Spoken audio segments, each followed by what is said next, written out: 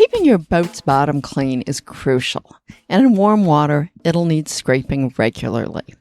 If you don't want to do it yourself, what should you know about hiring a diver to do the work for you? Hi there, I'm Carolyn Sherlock, and on this episode of the Boat Galley Podcast, I'll share some tips that'll help you get the best job for your money. First, though, are you going to the Annapolis Sailboat Show? If so, be sure to stop by the Boat Galley booth and meet Nika and I. The easy way to find us is to know that we're right next to the gin barge, booths M5 and M6. And if you can't get to the show, we're going to miss seeing you. I'm sorry about that. But you can still get all of our courses and other books and references that we'll be selling. Links are in the show notes. Not too long ago, I got this message by email. How do cruisers do their bottom cleaning? Do we need to learn how to scuba dive? Or is it easy to find someone to do bottom cleaning for you as you're cruising? Well, the answer is, it depends. We've done both. And if you're going to do it yourself, being scuba certified and having gear is the way to go. Good bottom paint is your first line of defense, but you'll still probably have to clean the bottom. That is, scrape the growth and barnacles off once a month or so. A clean bottom means a faster boat, both under sail and power, less fuel consumption, and less stress on the engine. In most places that cruisers go, there are dive services that will clean the bottom of your boat. Most often, it's an actual company or an individual who cleans full-time, but other times it's just a local person who sometimes cleans bottoms. Most use hookahs. That's a special type of an air compressor that supplies air from the surface. Some use scuba tanks, and we've seen a few who just free dive with a snorkel. In most locations, finding a diver is pretty easy. Ask other boats in the area or go to a local marina, fuel dock, or other business serving cruisers and ask. If you're only going to be in an area for a few days and want the bottom cleaned while you're there, it needs to be one of the first things you arrange upon arrival. Divers rarely have same-day availability or may charge substantially more for same-day service. Depending on the number of boats and number of divers in your area, we've seen up to a week's wait for a cleaning. Now, costs can vary considerably by location. In 2005 in El Salvador, we had the bottom cleaned for a flat $20 for the whole boat.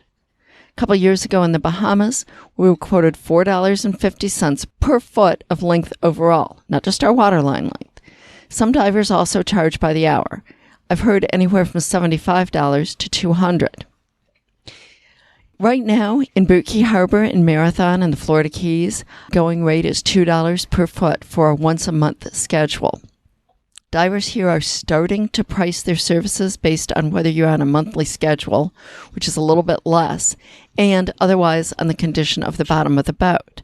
If it's been 6 months since it was last cleaned and it looks like a mini reef, it's going to cost considerably more per foot, or possibly they will charge by the hour.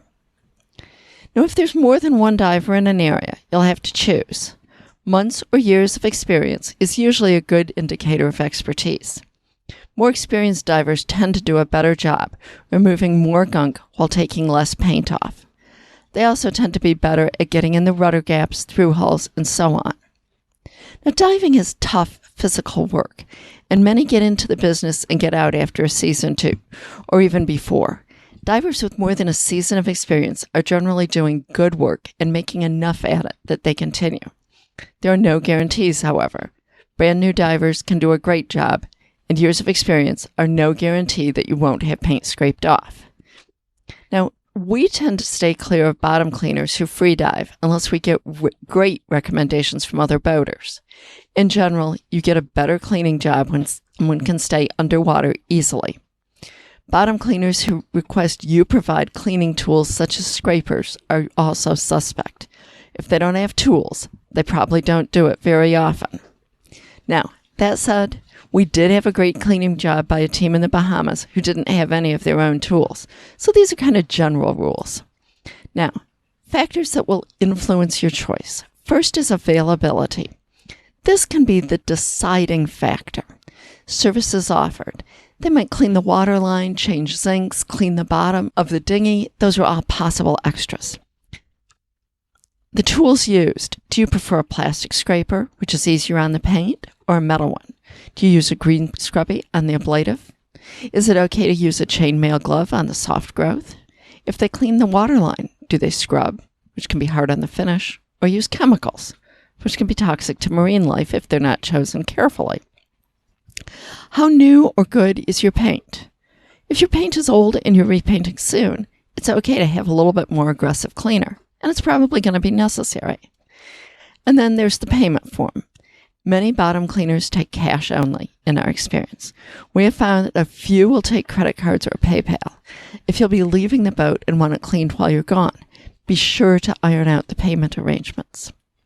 Now, the trick in cleaning the bottom is to get the growth off without taking the paint off. It's harder to do with ablative paint than hard. Now, we had ablative paint and asked our cleaner to go easy on it. We wanted the majority of the growth cleaned off, but we'd rather they didn't scrape the paint off, so we knew it might not get perfectly clean. Be sure to discuss with your cleaner how aggressive you want them to be and the tools that they're going to use. Now, most bottom cleaners will also change sinks for you, but you need to have them on hand and also provide whatever tools are necessary. Now, a quick tip. If your zinc is held on by a machine screw or a bolt, keep several spares on hand. It is really easy to drop that machine screw or bolt when changing the zinc, and it can be almost impossible to find it on the bottom. And twice we've discovered a missing bolt and zinc on a previous bolt. Apparently it all vibrated loose underway, or perhaps it wasn't fully tightened to begin with. If the bolt is recessed into the zinc, slotting the head with a Dremel will make it much easier to tighten it underwater. Now, the final question is always, to tip or not? Tipping your diver isn't necessarily expected, but we tend to round up the payment. Say, if it's $2 a foot, our boat's 34 feet, that'd be $68. We usually make it $70 and sometimes even $75 or $80 if they did some extra services or did a specially good job. It's nice to add a bit on if they've done something extra. They may throw it in for free, but we like to acknowledge they've made our life a little bit easier. The bottom line, keeping a clean bottom is a necessity on a cruising boat. While we do have the gear to do it ourselves, hiring it done is a nice luxury, especially when the water is murky or cold. Thanks for listening to the Boat Galley podcast. Be sure to subscribe today so you'll never miss an episode.